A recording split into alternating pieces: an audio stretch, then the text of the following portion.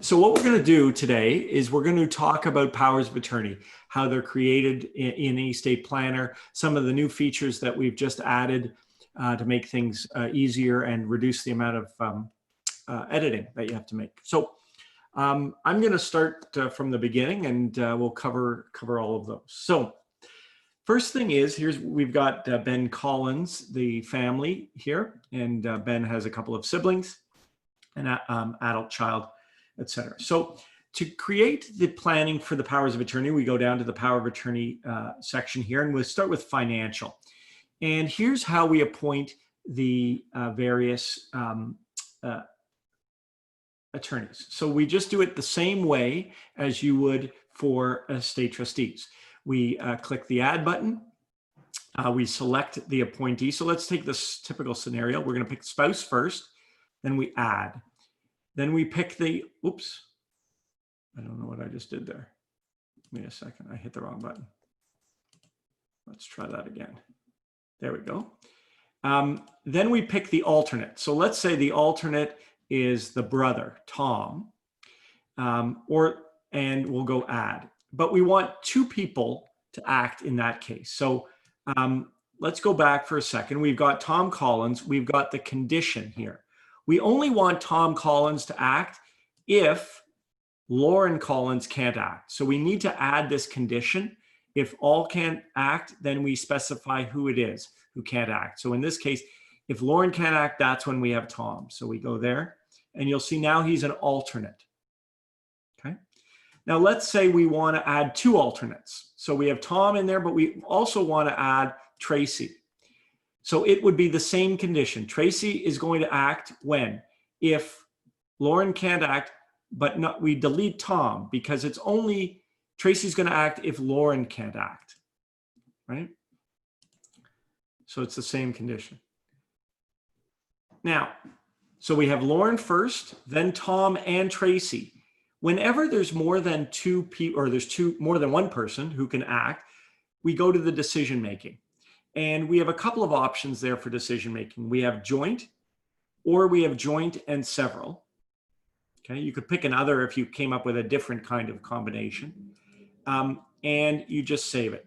If there was a possibility of more than two, majority rule would also appear. But it knows that you can't have a majority rule with only two people. Okay. Now let's say I want a further person to act if either Tom or Tracy can't act.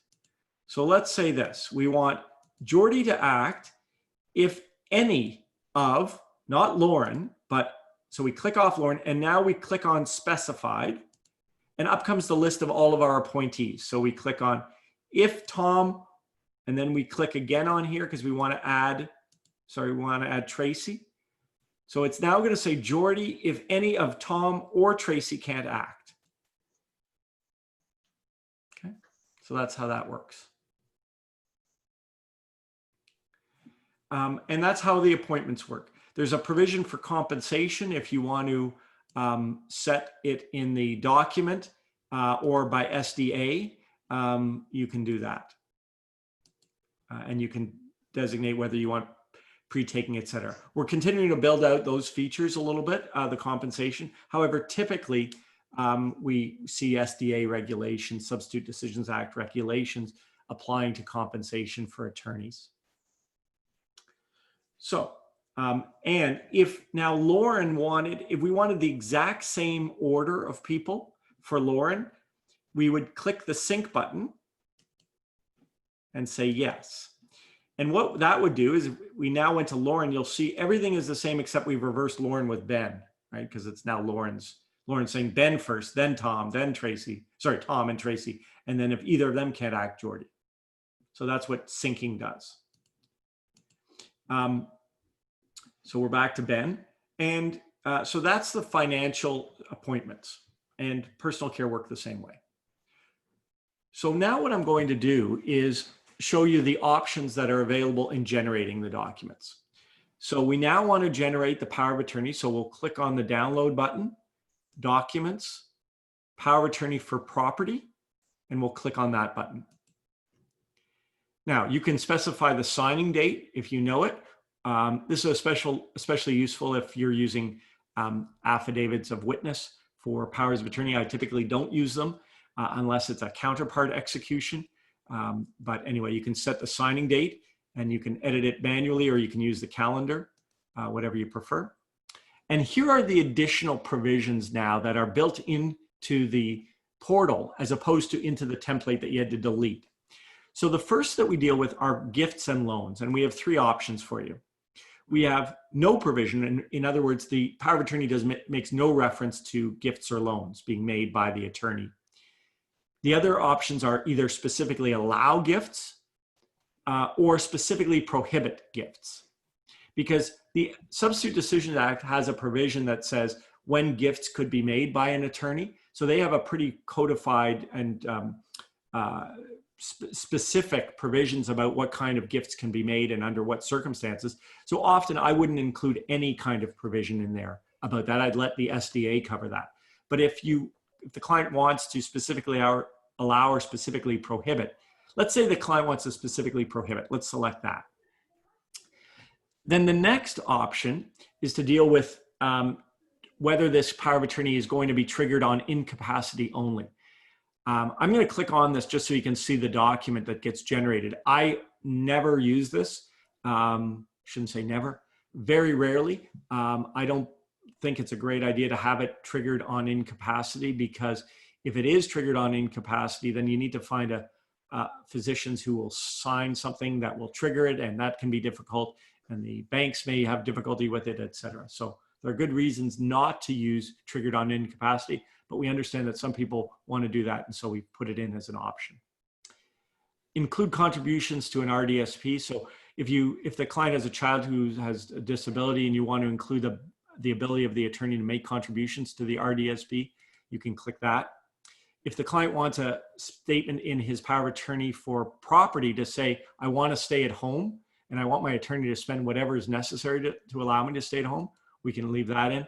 And if you want to include a situation where you don't want to delete all powers of attorney, because the client may have a specific power of attorney for one bank account, for example, at a bank, and they don't want to revoke that one. They just want to revoke their general powers of attorney. Well, then we would click on allow for multiple powers of attorney. Affidavit of execution, we use the term execution, but affidavit of execution could be called affidavit of witness since it's not a court form, but we've provided for that. And that's mostly used in a court, in a counterpart situation where it's executed by counterpart. Then you can pick the witnesses to the power of attorney and then generate. And you have to do the same certification. And at that point, within about 10 seconds or so, we're going to have the power of attorney that's drafted, and you'll no longer need to manually edit for those clauses. Huh? There's a bat in my office. Oh, call Jamie. He's not here. Okay, can you? Yeah, thanks. Great. All right. So then what we have is the power of attorney. So this is what is generated, and it picks Lauren first. I'm just going to blow this up just so you can see it a little bit better. Lauren as the primary attorney, and then if Lauren cannot act or is unwilling, then Tom and Tracy jointly and severally. And then if either Tom or Tracy declines, then Jordan to be an attorney in place of Tom or Tracy. So that's how that works.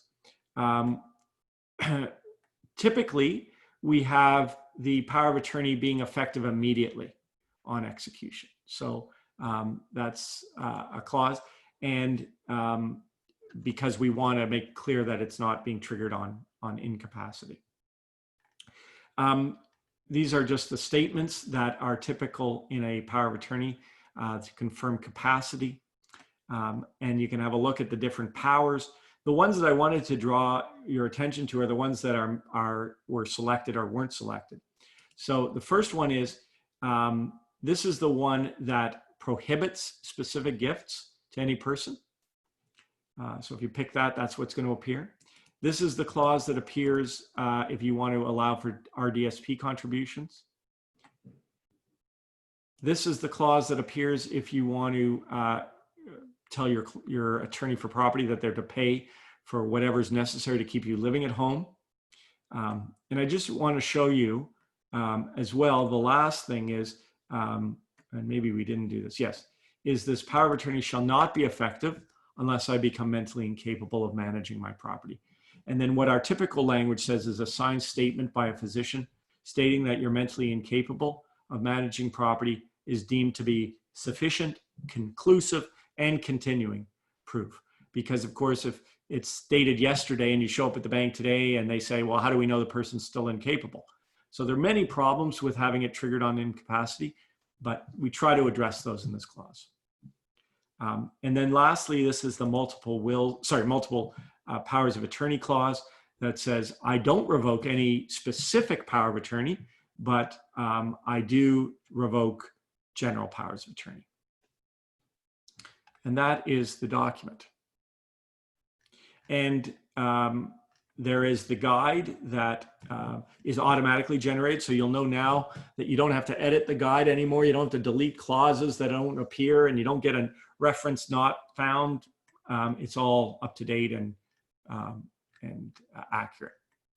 So that is the power of attorney for financial affairs. I'm just going to stop there for a second.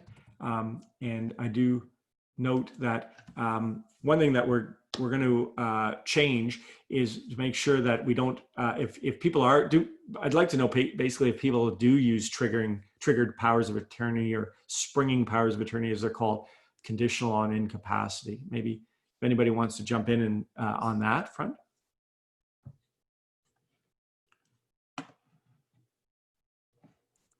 Or not. Yeah, I don't typically do that because of the difficulties with that. Jordy, I have in the past. Yeah.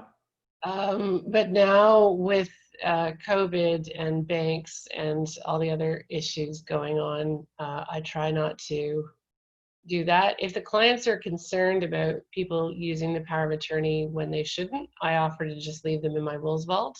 Right. That way it's not accessible. Right. And one of the things that we're creating for that exact scenario, and I do the same thing, is an escrow agreement. So that will be an option for you to check off, because whenever you're holding, unlike a will, we know when wills are going to kick in and who to release them to, because we have the executors. But a power of attorney, you may want to have an escrow agreement that says, if I will release it to the attorneys on these conditions, right? A request by you, the grantor, to a doctor's note or something like that. Some rules about when you can release them. I actually have that with the lawyer who's the power of attorney for my practice if I become incapable. So I don't know why I didn't think about that for my own clients. It's important. I've dealt with a number of Law Pro and Law Society questions when lawyers say, okay, now one of the attorneys has come up and asked for it. Now, do I release it? I can't get instructions to release it. Like, what do I do? And I'm like, well, that's a bit of a problem because it's not clear when you can release it. And so that will be a document, actually, that'll be an optional document that you can click on. Great, thank you. So the next one, powers of attorney for personal care. So we add appointees in the same way. I'm just going to make it simple. I'm going to say spouse first, and then, I don't know, I forget who the brother was or the kid who is, but let's just say it's John. So John will act only if Lauren can't act. So that's how we do that. Works like that. You could keep going. You could say then, the next one is Tom, but he only acts if, not Lauren, but if John can't act. So we have a string here. So Lauren first, then John, then Tom. That's how you would do a string of, and you can keep going. And again, here's the sync button. If you want the same provisions in Lauren's, it just says Ben first, then John if Ben can't act, etc. So now we go and generate the document and the personal care power of attorney. Again, we have a signing date, and you can include the guide or not include the guide. Let's just talk about the new other provisions. So you can pick the number of assessors. Here's the issue. A power of attorney for personal care only kicks in a person is not capable of making personal care decisions for themselves. So I like to have something in the document that says when that is. And typically I'd pick one assessor. And so I'll leave it as one assessor, and I'll show you what gets generated. We include the typical end of life clause as a sample. If your client has specific wishes, then you can put them in here. So it is my wish that I be kept alive under all circumstances. And you could if you have a paragraph that you like, you could just plug it in here and paste it. So, you know, let's just pretend I wanted to, so I just gonna go like that and cut that, and you can paste things in here. So, and edit it. So if you have a standard one, you can do that. Do you want to include compensation for the attorney for personal care? As we know, there's no regulation for how an attorney for personal care gets compensated. So if you do select include compensation, you'll see a hourly rate. I can't think of a better way to do it, but that's what we use. And again, you can pick the witnesses that you want.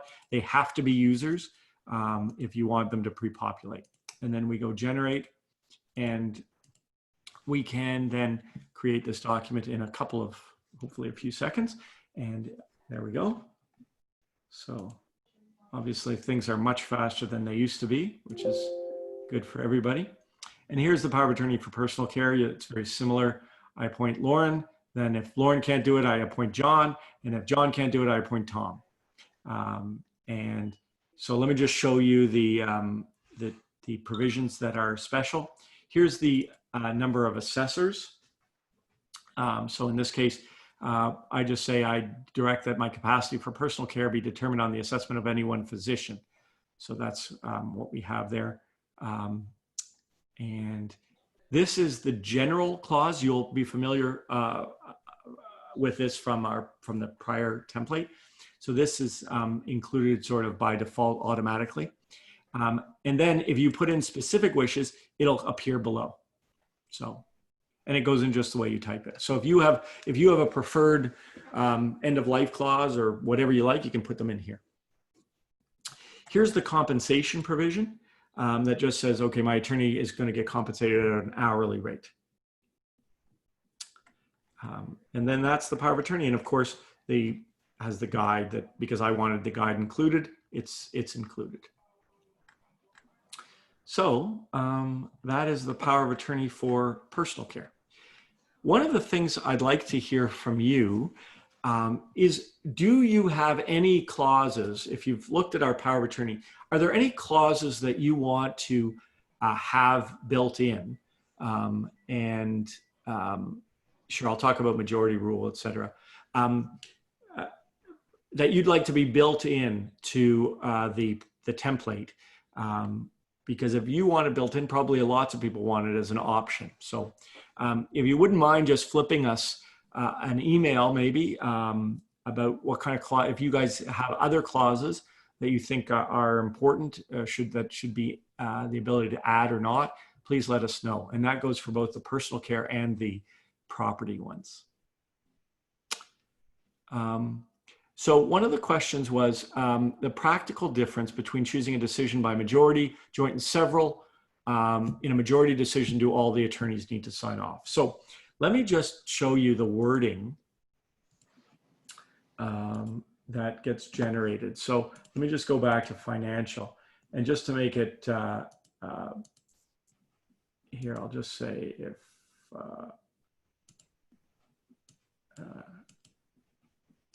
there we go. So now we have, if we go to decision making, oops, I hope, hang on. Let's go to, let's make these guys none. Works better when you,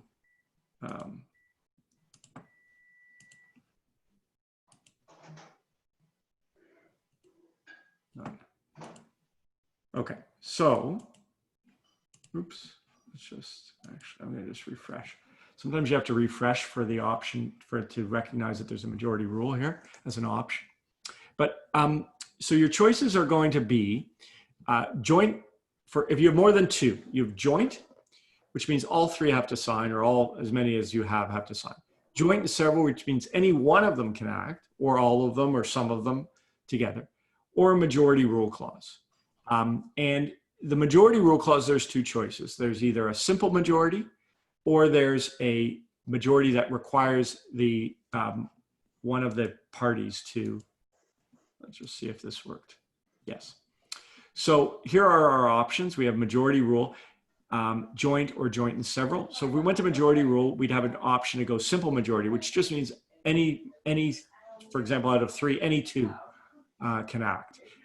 If you want to have a majority, but you want one of the members, so in other words, majority rule, but Lauren has to be part of that majority, you can do that as well.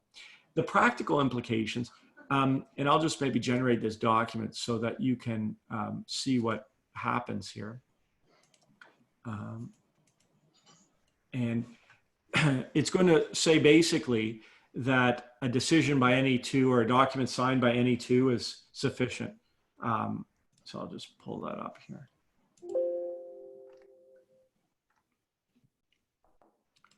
So this is that a decision by any two shall be taken if by to be all intents and purposes the act of all of my attorneys. So that's the majority rule clause that we typically add in there. If people have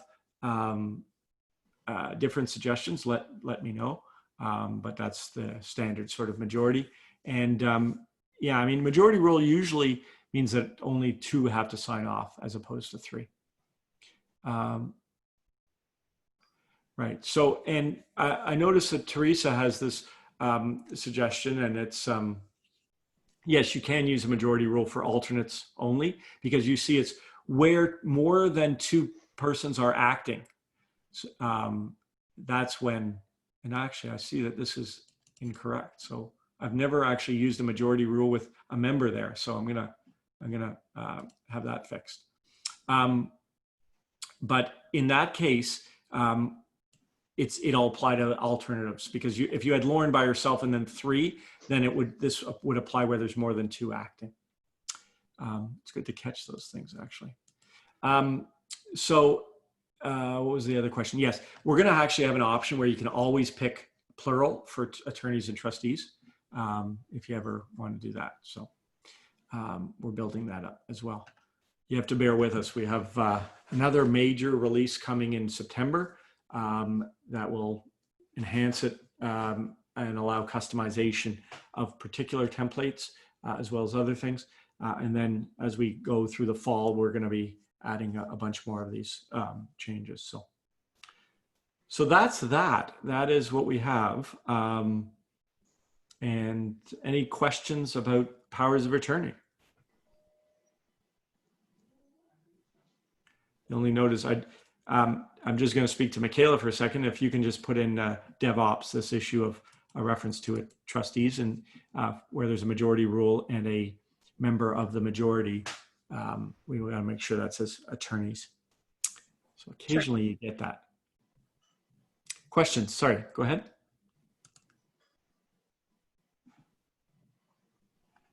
Anybody have any questions?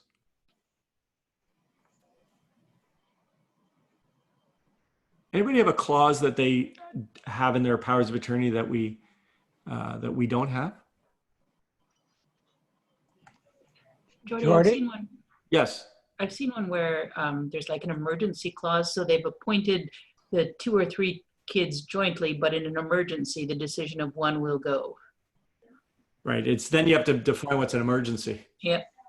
That's the problem. And I think there is already that built into the SDA that talks about in an emergency, the other people aren't able to make decisions. You can go with one. So Okay. the SDA has a provision for those kinds of decisions.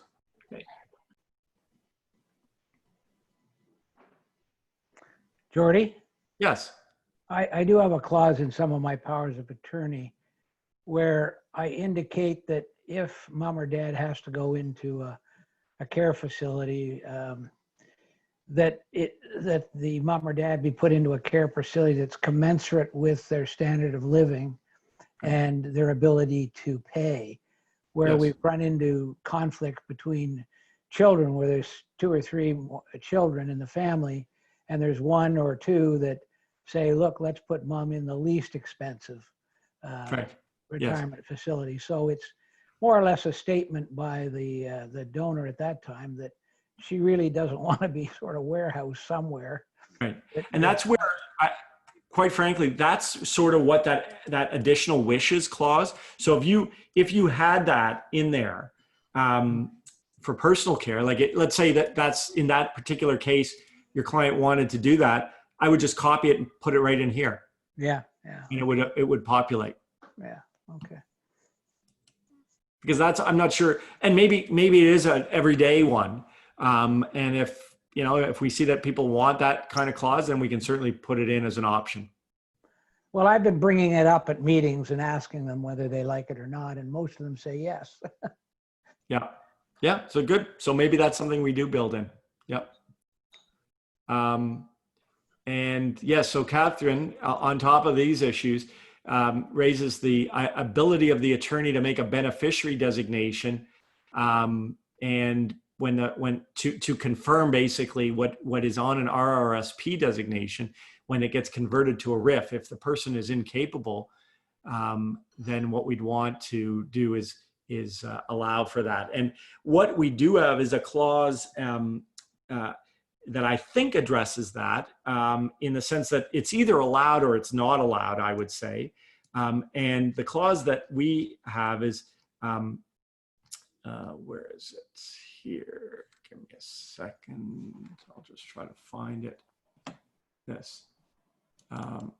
So subject to the limitations that says that you can't make a will, I authorize my attorneys to take such steps in the administration of my estate that will, in the judgment of my attorneys, facilitate the expeditious and cost-effective settlement of my estate consistent with my testamentary objectives established while I was contemplating. So, create a joint property, including, these are the kinds of things that we allow, and maybe we should expand that to say also make a beneficiary designation. Of course, if a court says you can't, it's not allowed, even if your power of attorney says it is allowed, we've run into that problem. But yes, that's good, and it should probably track the changes in BC. So it's a very good point. And we will add it to the list for sure. So it's 1 o'clock. Any other questions that people had? That will, and certainly we can talk about other things, not just powers of attorney, if people have specific questions about e-state or any of those things. Feel free to drop off if you want to go, no problem, but I'll stick around for a couple of minutes if there are any questions. One thing I do want to point out is something we've just added. In the portal itself, you'll see there's a question mark up here beside your initials. If you click that, that will take you to our help desk. So you don't have to leave the app to go into the help desk. And if you wanted information about the powers of attorney, you could just type in search power of attorney, and it would list basically any of the document overviews. You want to go to power of attorney for property, customization. So everything we've talked about here is explained in the help guide. And so you can just be here and working on your thing and have a quick question. Oh yeah, how do I, and it'll take you to the help desk, and you can Google it, or sorry, not Google, you can search for it and find out, how to do a specific gift or whatever you want. Okay, so that's another help feature there. There's a similar help feature in the questionnaire for clients that will take them to a guide. So if they're having problems to deal with that, they can have help right away. So that's what we've got.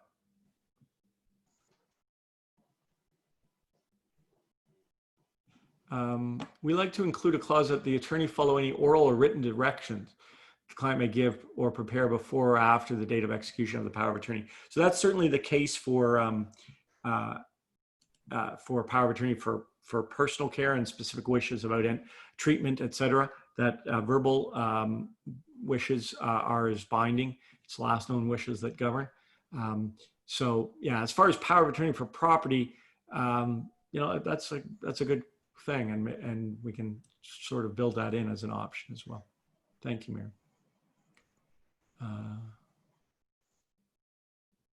So, all right.